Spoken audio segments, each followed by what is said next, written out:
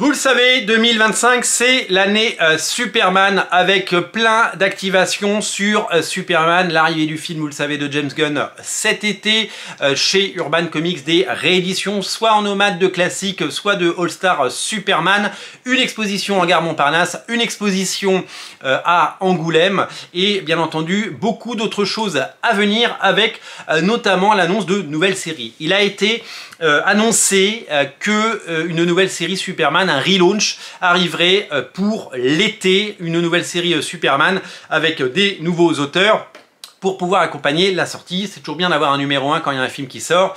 Ça permet évidemment aux gens qui, par hasard, pousseraient la porte d'une boutique de comics, de pouvoir l'acheter et ça permet de mettre un coup de projecteur sur Superman. Et les gens qui autrefois achetaient Superman, qui continuent à aller en boutique mais qui ne lisent plus Superman, eh bien seraient tentés de le prendre pour essayer.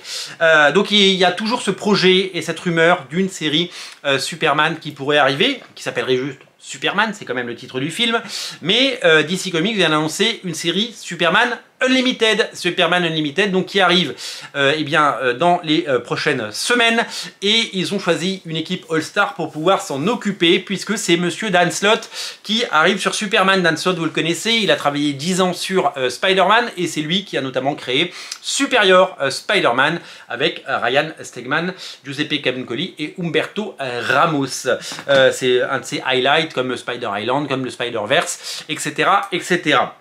Donc Dan Slott va s'occuper du destin de Superman dans cette série qui va s'appeler Superman Unlimited, et il va être accompagné au dessin par un dessinateur qu'on adore, puisque c'est le grand Raphaël Albuquerque. Raphaël Albuquerque est un dessinateur qui a une carrière absolument géniale et qui enfin arrive à sur les gros titres et sur les séries principales, et c'est ce qu'on aime, c'est voir des auteurs qui ont œuvré pendant des années, qui ont grandi, qui sont devenus les artistes qu'ils sont devenus avec le talent qu'ils ont au fil des pages et au fil des années, et les voir arriver sur les grosses séries, c'est toujours réjouissant. Souvenez-vous, Jorge Jiménez qui avait fait du Superman, qui avait fait du Super Kids, là, les Super Sons, et qui après s'est vu offrir évidemment sur un plateau d'argent la série Batman, parce qu'il a fait ses classes, parce qu'il a progressé et parce qu'il est devenu le dessinateur et la superstar qu'il est devenu.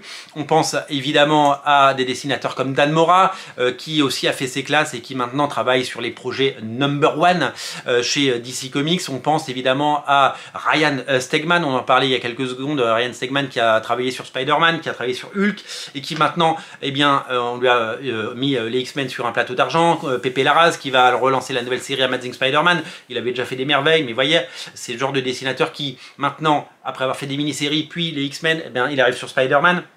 C'est un cheminement classique et c'est une reconnaissance. On pense à David Marquez qui a fait énormément de choses, Ultimate Spider-Man bien sûr, à Civil War 2 notamment, mais plein d'autres choses encore, Defenders, le voir arriver sur Uncanny X-Men, c'est pareil, c'est une forme d'accomplissement et on adore. Donc Raphaël Albuquerque, tout comme Rafa Sandoval, il a bossé sur toutes les séries DC Comics et là, boum, reconnaissance éternelle, on le met sur Absolute Superman. Et bien sur la série Superman Unlimited, ce sera Raphaël Albuquerque. Alors moi, Raphaël Albuquerque, évidemment, ce sont ses contributions avec le fantastique Mark Millar que je retiens. Il a travaillé sur Prodigy, il a travaillé sur Huck. Normalement, il devait travailler sur Huck 2, puisque Huck 2 a été pas vraiment annoncé, mais a été teasé l'année dernière, et donc c'est une formidable nouvelle, et ça va certainement pouvoir permettre à cette série d'exister. Donc voilà, des grands noms pour une série qui devrait évidemment accompagner la sortie du film, et qui devrait s'ajouter à toutes les activations et toutes les animations. Stratégiquement, c'est une année très importante pour Warner, avec Angoulême, les expositions, comme je vous l'ai dit, avec ce nouveau film qui arrive, avec la mise en chantier, vous le savez, et la mise en production il y a quelques jours du film Supergirl. Le tournage commence. C'est fou de se dire que le tournage de Supergirl commence, il sortira l'année prochaine au cinéma. Donc il se passe énormément de choses sur la planète comics, et Superman est un véritable enjeu. En tout cas, c'est tout simplement un véritable challenge pour les éditeurs et pour DC Comics et pour Warner, puisqu'ils misent énormément dessus, et en tout cas tout est fait pour que le film marche et que la marque Superman revienne en force.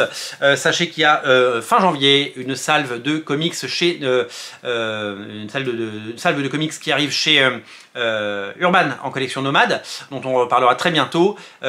tout au long de l'année, on aura des actualités sur Superman et on sera là sur Radio Comics pour vous en parler. Longue vie à Superman, découvrez Superman, lisez du Superman et n'oubliez pas de vous abonner à Radio Comics, votre chaîne de comics qui tous les jours vous propose plein d'actu comics et toutes les informations nous provenant des Amériques. Salut!